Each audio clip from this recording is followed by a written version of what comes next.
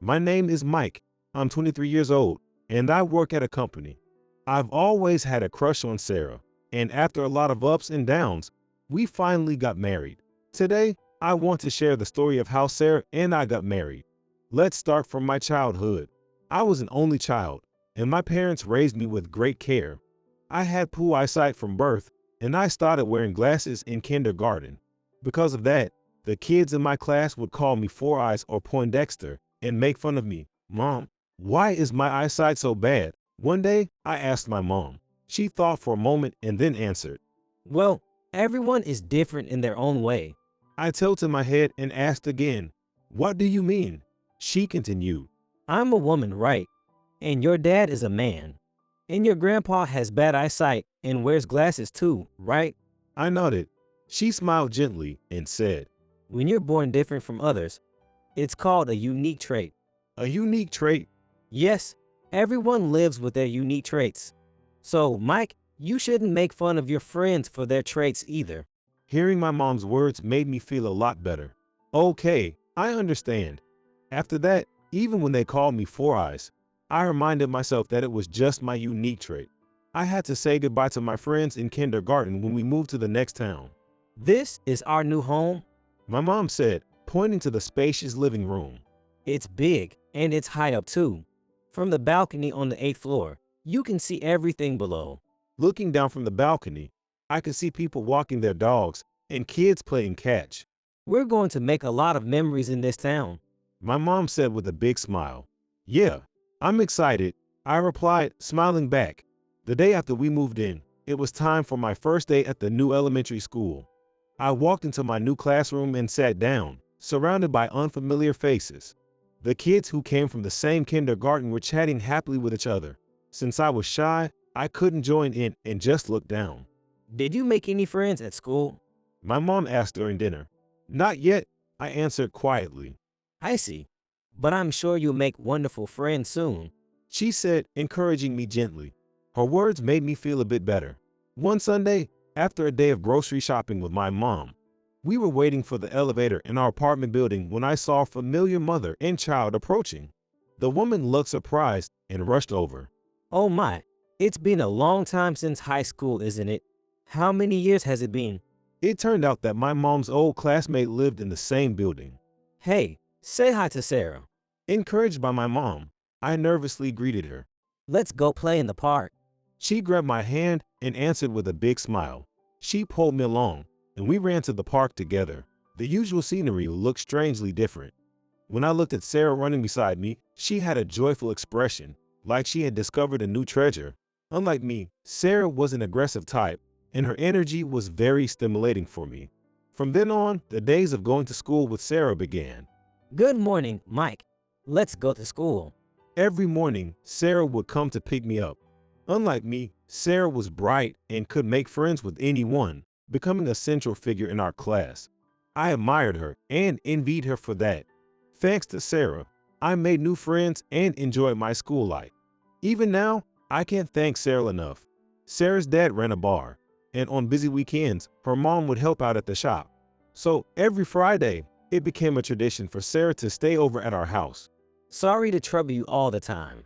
Sarah's mom would say that apologetically, while Sarah peeked out from behind her with a mischievous grin. Let's take a bath together tonight. She would say innocently. We didn't care about being different genders and would wash each other's backs in the bath and splash around in the tub. The ice cream we ate together after the bath was especially delicious. One day, while we were enjoying those happy days, Sarah didn't show up at the usual time. I'm going to check on Sarah. I rang the intercom at her place. The front door opened, but Sarah didn't have her usual bright smile. What's wrong? She looked down and said nothing. Come on, he's here to pick you up. Off you go. Encouraged by her mom, Sarah finally stepped out. As we walked to school, Sarah started speaking in a small voice.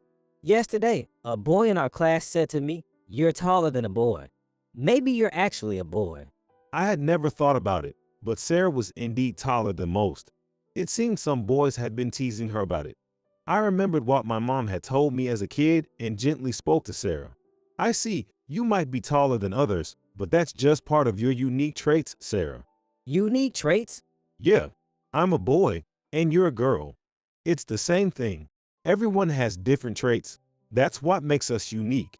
Sarah started to interrupt, but I continued.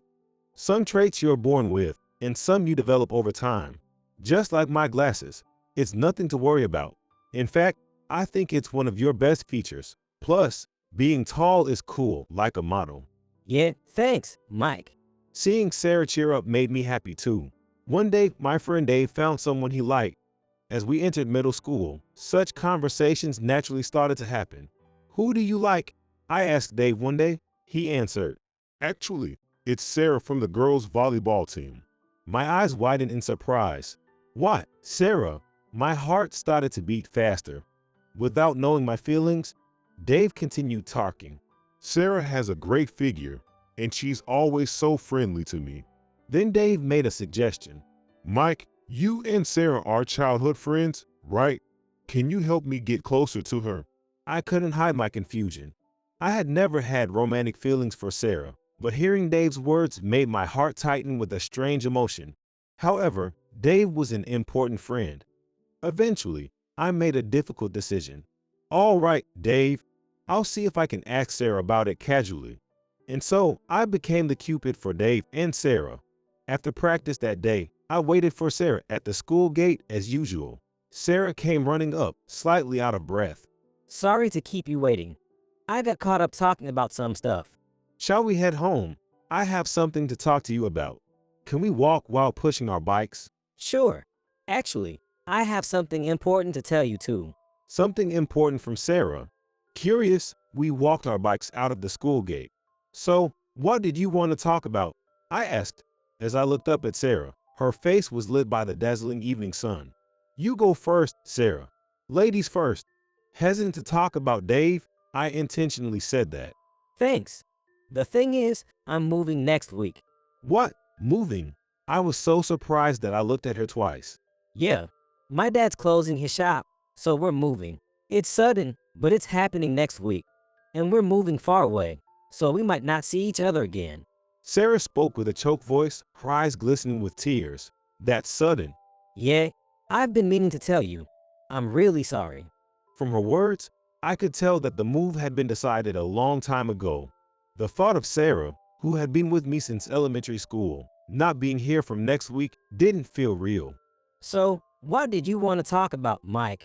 Given the situation, it felt pointless to talk about Dave's feelings. It's nothing important. Don't worry about it.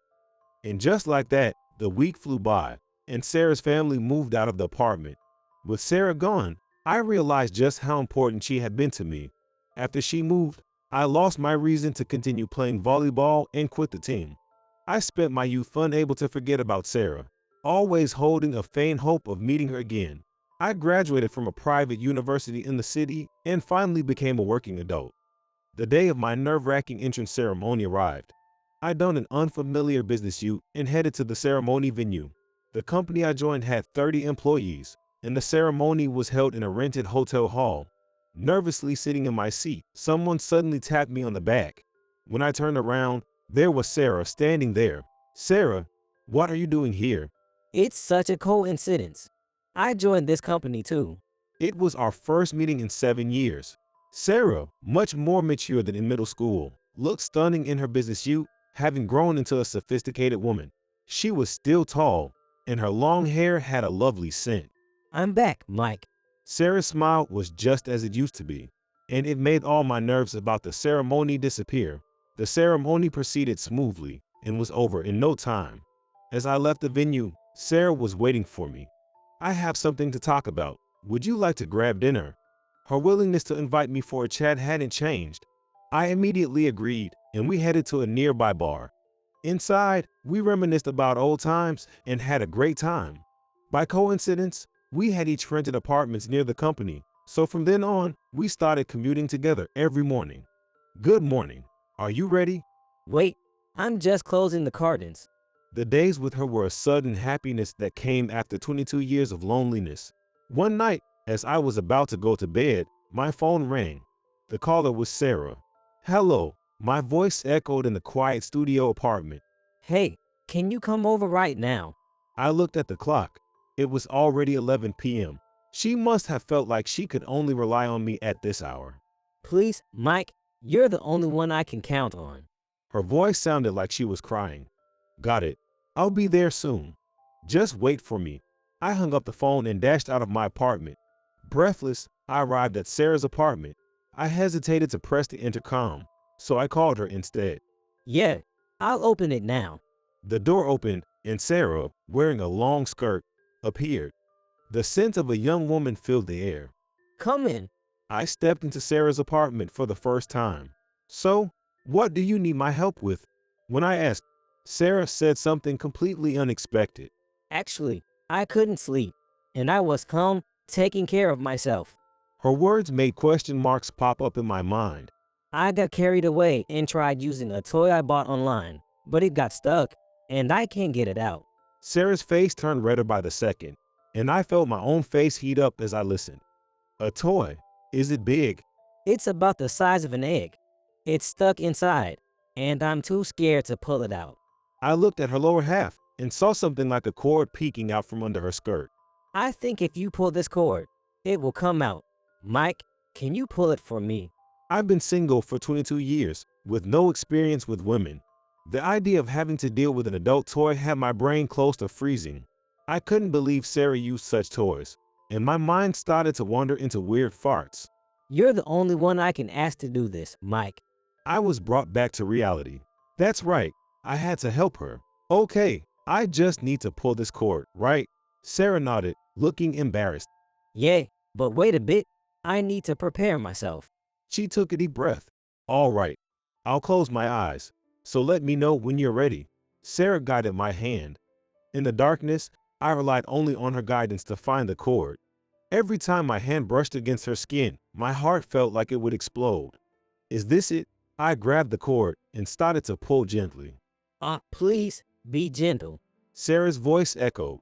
I could feel her body heat through my fingers, making my hand tremble. Okay, I'm pulling it out now. I slowly pulled the cord. Sarah's embarrassed voice reached my ears. I instinctively opened my eyes, and it popped out. It's out. Yeah, thanks. She gave me a relieved smile. I felt relieved too, and was captivated by her smile when she suddenly started fidgeting. Sorry, but can you turn around for a bit while I clean up? I quickly stood up and turned my back to her. I could feel her moving around behind me, and I took a few deep breaths to pass the time. It's okay now. She said, so I slowly turned around. Thanks a lot. Please don't tell anyone about tonight. Of course not. I'm heading home now. I left the apartment. I wanted to stay with Sarah longer, but I couldn't stay there any longer. See you tomorrow. I heard Sarah's words as I left and returned to my apartment.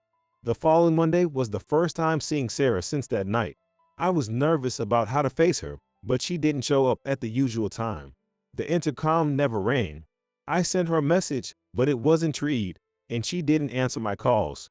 Worried that I might be late for work, I headed to the company alone. Even at work, I couldn't stop worrying about Sarah. Because of what happened, I checked her department in the afternoon, but she still hadn't come to work.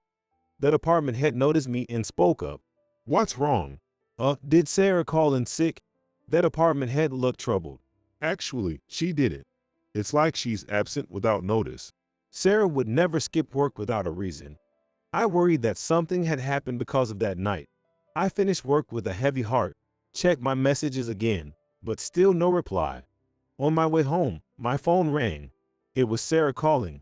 Hello, why did you skip work? I was so worried. Mike, it's been a while. This is Sarah's mom. I was shocked to hear an unexpected voice. Why is it you, Mrs. Johnson? Mike, please stay calm. Sarah had a car accident just outside our house. My heart started racing. An accident? The image of Sarah's tears from the previous night flashed in my mind. I'm on my way to the hospital. Which hospital is she in? She's at St. Mary's Hospital. I rushed there immediately. When I arrived, Sarah had just finished surgery and was sleeping in her room. Visits from non-family members were not allowed yet. Her leg is badly broken, and it'll take time for her to walk again. The doctor says it depends on her rehab, her mom said. I watched as her parents left to return home. Since Sarah's parents couldn't commute from afar, Her mom decided to stay at Sarah's apartment and go to the hospital daily. Mrs. Johnson, if there's anything I can do to help, please let me know. Thank you, Mike. Sarah is feeling down, so it would help if you could talk to her gently. From then on, I visited Sarah every day after work. I brought some comic books today. They're your favorite. I spoke to her, but Sarah didn't smile. Do you think I'll be able to walk again? I'm really worried because of my severe injury. She asked anxiously. Don't worry, you'll be fine. I held her hand and spoke gently. Sarah looked into my eyes. Yeah, I have to get back to walking normally. She slowly started to smile again. We were alone in the hospital room, just like a few days ago in her apartment. Now, I can say it clearly. I wanted to be her support. And I realized I loved Sarah. I decided that when she overcame the situation, I would tell her how I felt. I squeezed her hand tightly. Months passed, and Sarah worked hard on her rehab. Mike, guess what? I managed to climb the stairs by myself today. She reported happily. One day, I got a call from my old friend Dave from middle school. Hello, Dave. Hey, Mike, how are you? I'm doing okay. What's up? Actually, I'm getting married. What? Married? Well, we are 23 now, so I guess it's that time. Congrats, man. Make sure to invite me to the wedding. Of course, I really want you to be there. After hanging up, I renewed my determination to tell Sarah how I felt. On the day of Sarah's discharge, her mom couldn't be there due to work. I took a day off to accompany Sarah. Sorry for bothering you when you're busy with work. It's fine. Don't worry about it. Carrying her bags, we walked slowly together. Thanks to her rehab, she could walk just as well as before. I have something important to tell you. This feels familiar, doesn't it? Like back in middle school. Back then, you had something important to say but didn't. I held her hand tightly. I couldn't express my feelings properly before, but now I can say it clearly. I've always liked you, Sarah. Ever since we first met, I laid my feelings bare. I didn't think about being rejected, but my heart was still racing. It might seem sudden, but I can't imagine my life without you. I want you to be with me always. Will you go out with me with the intention of getting married? Sarah shed a single tear. Seeing the tear run down her cheek, I got a bit flustered. Sorry, did I surprise you too much? No, I'm happy. I've been waiting for you to tell me your feelings, Mike. She answered with a big smile. I've always liked you too, Mike. And I will continue to like you. I wrapped my arms around her and hugged her back firmly. 2 years later, Sarah and I got married and had our first child. We lived happily together as a family of 3. Looking back, if it weren't for our miraculous reunion, the incident at her place, and the push from my friend Dave, we might not be enjoying these happy days. That night is deeply engraved in both of our hearts. As I thought about all this while drinking my post-dinner coffee. Honey, it's time for you to go to work. Sarah's words brought me back to reality. All right, I'm heading out.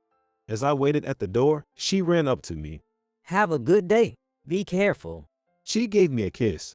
Yeah, I'm off. I opened the front door and headed to work, thinking about our future together and hoping that this daily routine would continue.